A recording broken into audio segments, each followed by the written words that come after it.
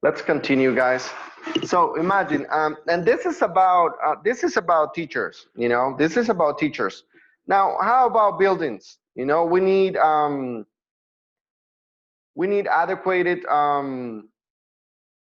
buildings. You know, sometimes we don't have them. Like we don't have material resources. You know, like like nowadays. You know, about the situation we about the situation right now we need our students need they need computers, even even students from the university, you know, sometimes they don't have enough resources for joining the sessions, and it's sad because you're not getting what you deserve, you know what I mean.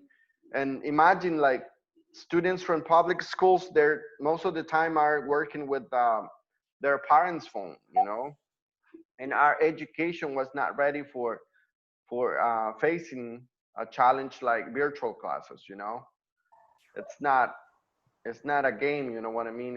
It's very serious. And if you don't have trained people, if you don't have your population ready, then you know you're not going to succeed. Well, going back here, inclusive education does not limit to have only students with emotional or psychological problems. You know, you also gonna have people with different sexual orientation, and in our countries, for example, it's difficult. You know, most of us do not respect them, and they are human beings. They are, you know, they are our classmates. So if we do not respect them, then we are not being inclusive as well, you know, and that's a very important topic as well. That sometimes we do not talk, or we don't touch that topic because it's like a taboo, you know. However, we only know two words, or we need to remember two words that are love and respect. You know what I mean? So you have to love your classmates, and also you have to respect them. Whatever they do, whatever like thing they do in their personal life is not your business. Okay? So you have to love him or her because it's your classmate, because it's another human. You know, we're brothers and sisters. You know, so that's something that I wanted to mention. Now, check this out. Inclusion in higher education. Implementing the principles of inclusive education within higher education can be challenging. Inclusive education was originally developed for younger students prior to its application within higher education. Now, nowadays, in the university, we can have handicapped people in the universities. You know, however, we're not ready, or let's say we're not trained for giving a service of quality for some students needs. And that's the point, you know, that is the part in which we have to work harder. And you, as new teachers, you need to look after and think about the future, you know, in what area do you want to specialize yourself, you know, like uh, do you want to learn something extra besides English, you know. That would be a really interesting question that you should ask in order to give a service of quality when you become a teacher. Because in higher education, for example, most of our teachers are not also ready for attending some students needs, you know.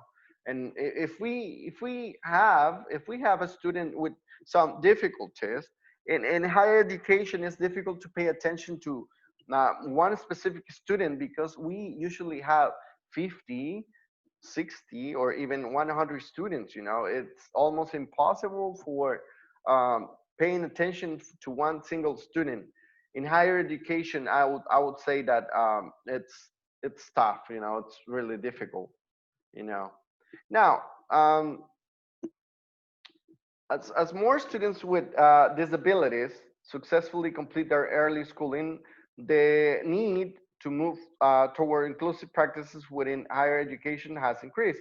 So this was a writer, right? Somebody that said this. Now, pay attention to this picture. Maybe the public education they have taken decisions. They have done a lot of things. They have special schools and all that, and a lot of people is like finishing their regular schools. Now the problem is with higher education. As I said before, most of our teachers are not ready. They're not ready. They're not trained for attending for taking care of these cases. So it's hard. It's hard for us to uh, take a decision to give attention of quality, and that takes us to feel frustrated as teachers, and also we can make other people feel uncomfortable as well. So for this reason, if you ever had a student with any issue, then you should investigate. That's why research or researching is extremely important in our career. Like if I like the example I mentioned it, if you have a person in a class with any problem like autism or any other issue, then I would have to find it out, and maybe find a way of helping this student. Um, However, being honest and realistic, it would be difficult. It would be difficult because of the number of students that we have. Okay. However, I'm not saying that it's impossible. Okay. Now, what we're going to do is this. We're going to have a short discussion of 5 minutes. What I want you to think is this. Okay. Pay attention to my instructions. Right now, you have a job. Okay, all of you, we are 31, so all of you have a role right now. Okay, you are being tested. Okay, you are being tested. You are applying, for a government's job. Okay, and your job is going to be about improving education in public and private schools and even higher educations for all students' needs. Okay, so you're gonna think about inclusive education, about resources, materials, etc. Okay, your job is gonna be to think or to present a plan, okay, about how to improve our education in order to make it inclusive. Okay, that's your job. So imagine that if your project, if your idea, it's good, then your groups will, decide, will present your idea. Okay, so we can all share it at the end. So right now, think about it. Okay, remember, your job is going to be to improve public education and higher education and also private education. So think about different ways of improving education in El Salvador. Okay, think about our reality and also think about what we can do. All right, and don't blame people. Okay, I want just solutions. Okay, solving problem skills. So I'm going to assign groups. Okay, I'm going to assign groups. I'm going to make groups of well, 5 participants. So total, we're having 6 groups. Now, when we finish, I'm gonna ask somebody to share the idea that was, that was the best in your groups. Okay. So let's move to, well, I don't know if you have any question. Is there any question? Is there any question about the instructions? So I think we're going to discuss about how to we can include the people who had the digital and physical body and disability and mental too. Okay, yeah, somehow.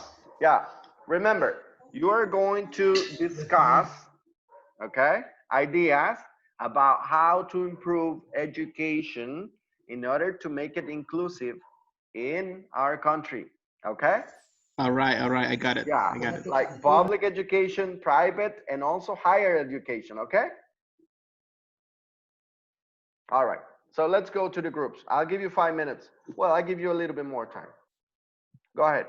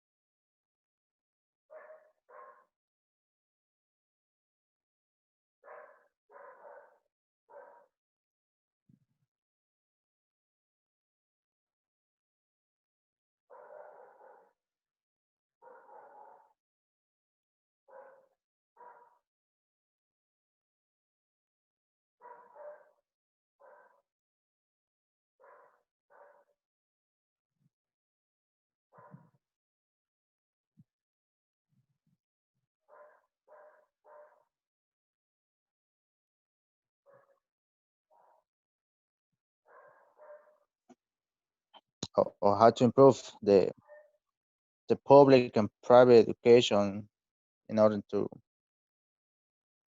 um, include education, right? Yeah.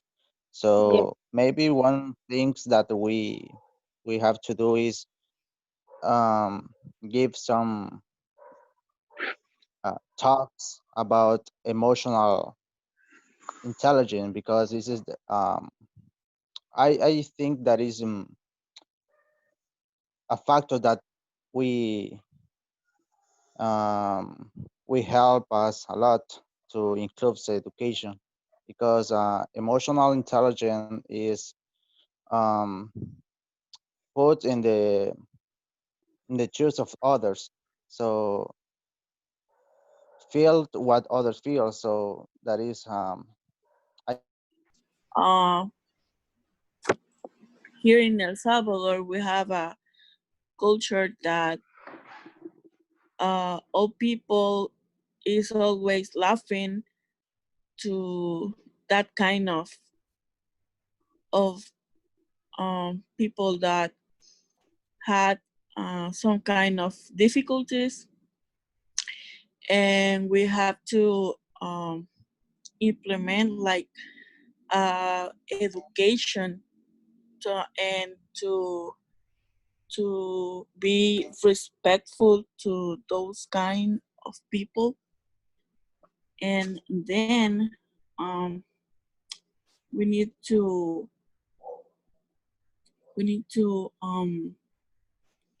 teach. Um, we need to give programs to the teachers how to work with those kind of people, right? With this inclusive, and then um, I think that A good So, idea, I think. so somebody And else. and the other thing that I think is about improve the programs in El Salvador and capacitations for the teachers, right? It's not just present a program. They have to be focused in the teachers that in this moment are facing the problem. So it's important to capacitate them and I don't know, change or make change in the programs about the the education. I think can be a solution too. Yeah, that's a good solution as well. How this student live in his or or her house if he or she has problem when he born. Yeah, yeah. Maybe maybe the things that I will say is utopia, but the government must have to provide the hardware. Resources. Yeah, the researchers, because there are nowadays there are a lot of hardware that is used for blind people, and I don't know how do you say sordos. I don't know. I don't remember. No. Yeah, and Deaf. so the deaf. Yeah, Yeah. so there are a lot of hardware too. Computers that have the braille system, uh, and also the smartphones has a talkback. I don't know. This is the name of the application. The app. Boy, he is in the first grade and he has autism, autismo pues. But during the time that he was in kindergarten, his mother went to the school every day with him, and that the teacher treated, o sea, lo trataba como trataba a los otros niños. We don't Y es understand Spanish. inclusivo. Entonces yo pienso que sería eso, o sea, no hacer acepción de personas y tratarles a todos de la misma manera.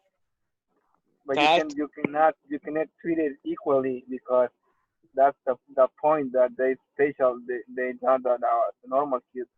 So exactly. you have to develop extra abilities to treat uh, those type of kids, and that's exactly what that's Yeah, where's the problem. yeah, I'm completely agree with you, but I mean that in how he treats, o sea, como la maestra lo trataba, me refiero a que no te traten como un niño enfermo, pues, que te traten como cualquier otro niño, pero que siempre busquen una metodología que se aplique para que el niño aprenda.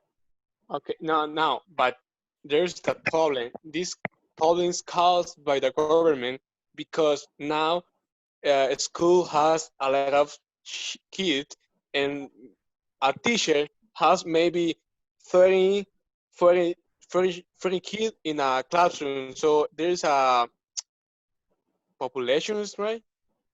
Population of students. So the teacher cannot focus on just the special kid because he has 40, 35 or 25 kids to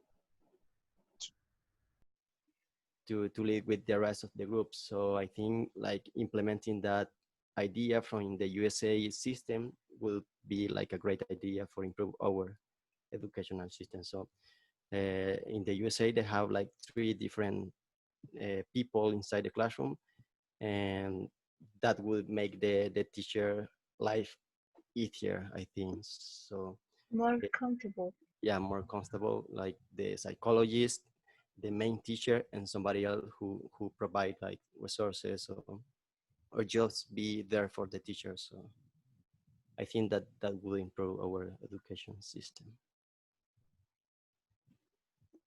And also like other improve our infrastructure in the schools, because Yeah. some people, they have problems, physical problems, not just talking about psychological problems, the physical problems, they have to be solved as well. So improving our structure, like infrastructure, and adding more people to the classroom, or just to the classroom where there are students with psychological problems. I think that would be a great idea, like a summarize for lower this.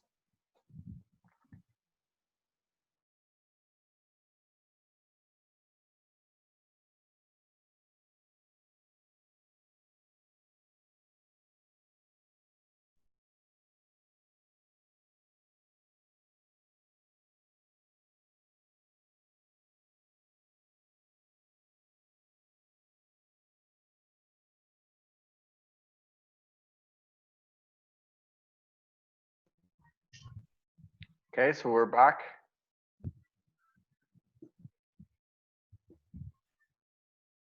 We're back again. Thank you very much for participating, and I hope you have had a great time discussing, sharing ideas, about how to improve education in El Salvador, which is something that we really need, which is something important.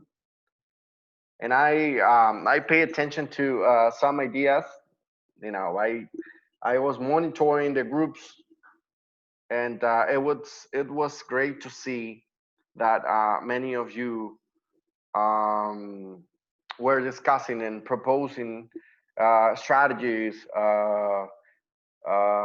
new ideas about how to improve education in public schools and also in the university. I also received a message from a student that she was thinking about modifying the stairs in the university in the UGB, so they could have you know they could have a better how can I say, they could offer a better way of transportation for handicapped people. That would be something great to have, or maybe having an elevator. That would help a lot. I know that our education system, it's like a little delayed. However, we are in our way. We have to work with the resources we have.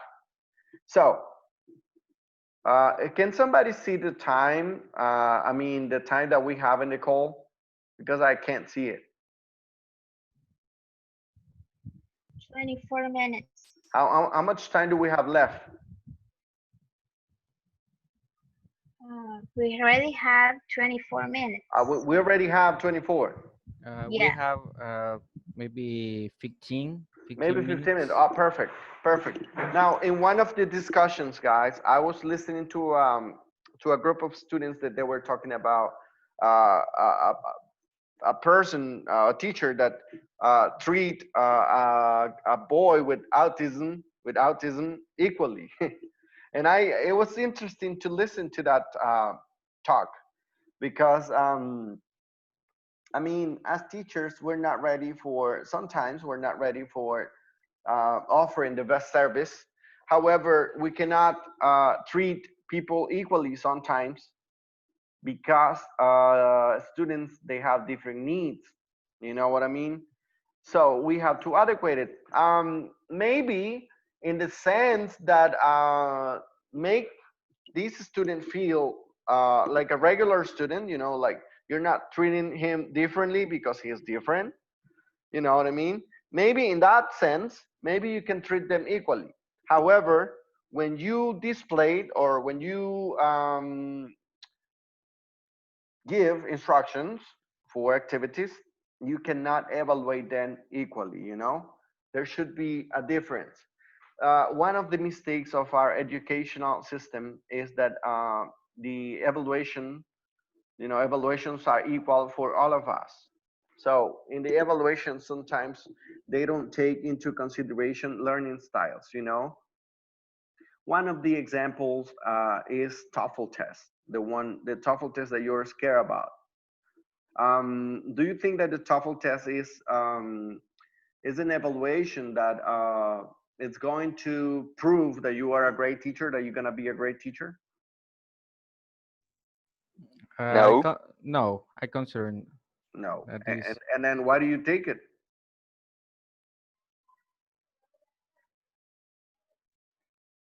Because it's a requirement to, well, you can pass TOEFL, Yeah. but it is not a proof that you will be a good teacher. It's only a test.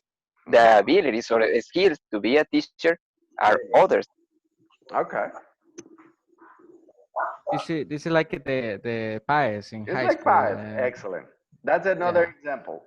Well, do you know what? in Finland, they have a different system. Students, they are taken to the areas they want. They don't spend a lot of time at school. They don't have homework, and they have the best educational system in the world. You probably have thought about it, or you probably wonder, how do they do it? Well, most of their jobs are based on projects. Okay, they don't take many tests. You know what I mean? Because sometimes a standard test, they prove how you answer a test in that moment. Okay, but it doesn't focus. It doesn't focus on meaningful learning. It does not focus on the things that are going to be useful for your future. You know what I mean?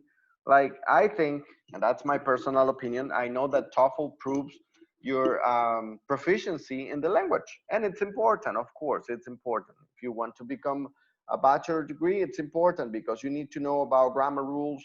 You need to prove that you understand a lecture. You need to prove that, that you understand spoken language in English. And it's important. I'm not saying that it's not. However, I don't think that it should be like, mandatory or like an obligation for graduation. I think graduation should be more complex. Maybe in my case, I think that I would get like professionals in the educational area, and I would ask students to present a class, and I would give them the age, what age is the class for, and then I would give them like some kids, for attending a class, and that would be an exam for graduation, like how you teach, what skills do you have, what materials do you use, and all that, and that would be very meaningful, and that would be something unforgettable in my opinion. But that's a crazy idea that I have. Now, going back to education, I would like to share with you a video that I think that most of us should watch.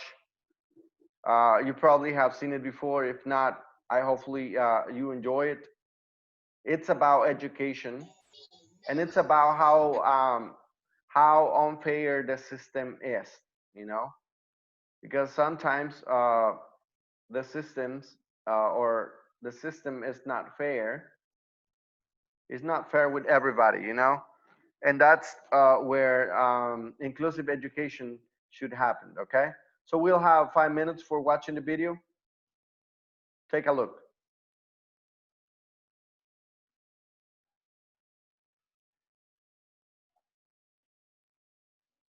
Albert Einstein once said, "Everybody's a genius, but if you judge a fish by its ability to climb a tree, it will live its whole life believing that it is stupid."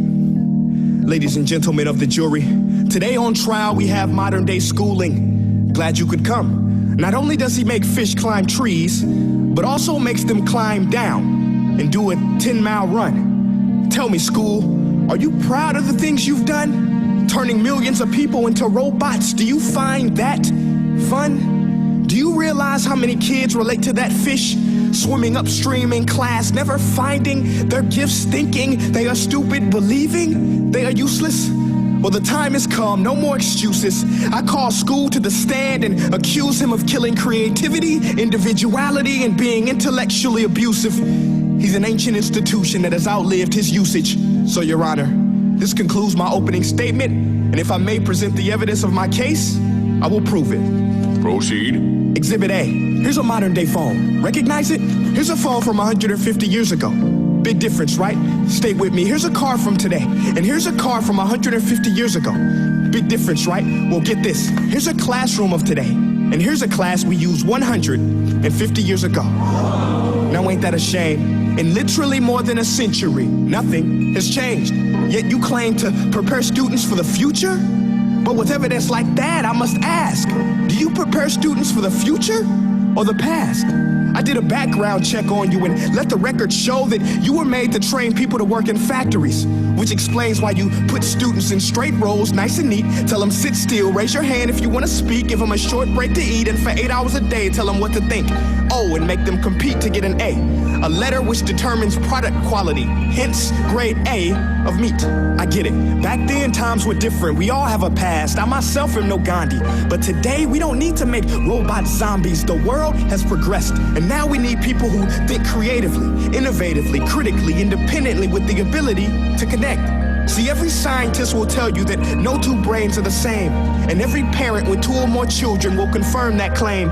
So please explain why you treat students like cookie cutter frames or snapback hats, giving them this one-size-fits-all crap. Watch your language. Sorry, Your Honor, but if a doctor prescribed the exact same medicine to all of his patients, the results will be tragic. So many people would get sick, yet when it comes to school, this is exactly what happens, this educational malpractice, where one teacher stands in front of 20 kids, each one having different strengths, different needs, different gifts, different dreams, and you teach the same thing the same way? That's horrific. Ladies and gentlemen, the defendant should not be acquitted. This may be one of the worst criminal offenses ever to be committed. And let's mention the way you treat your employees. Objection. Overruled. I want to hear this. It's a shame. I mean, teachers have the most important job on the planet, yet they're underpaid? No wonder so many students are short-changed. Let's be honest. Teachers should earn just as much as doctors, because a doctor can do heart surgery and save the life of a kid. But a great teacher can reach the heart of that kid and allow him to truly live. See, teachers are heroes that often get blamed, but they're not the problem. They work in a system without many options or rights. Curriculums are created by policymakers, most of which have never taught a day in their life. Just obsessed with standardized tests. They think bubbling in a multiple choice question will determine success. That's outlandish. In fact, these tests are too crude to be used and should be abandoned, but don't take my word for it. Take Frederick J. Kelly, the man who invented standardized testing, who said, and I quote, "These tests are too crude to be used and should be abandoned." Ladies and gentlemen of the jury, if we continue down this road, the results will be lethal. I don't have much faith in school, but I do have faith in people. And if we can customize healthcare, cars, and Facebook pages, then it is our duty to do the same for education, to upgrade it, change it, do away with school spirit, because that's useless. Unless we're working to bring the spirit out of each and every student, that should be our task. No more Common Core. Instead, let's reach the core of every heart in every class. Sure, math is important, but no more than art or dance. Let's give every gift an equal chance. I know this sounds like a dream, but countries like Finland are doing impressive things. They have shorter school days. Teachers make a decent wage. Homework is non-existent, and they focus on collaboration instead of competition. But here's the kicker, boys and girls. Their educational system outperforms every other country in the world. Other places like Singapore are succeeding rapidly. Schools like Montessori, programs like Khan Academy, there is no single solution. But let's get moving, because while students may be 20% of our population, they are 100% of our future. So let's attend to their dreams, and there's no telling what we can achieve. This is a world in which I believe, a world where fish are no longer forced to climb trees. I'll rest my case.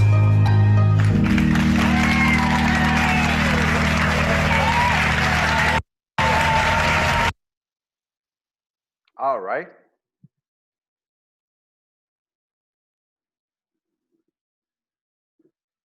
So, how do you like that?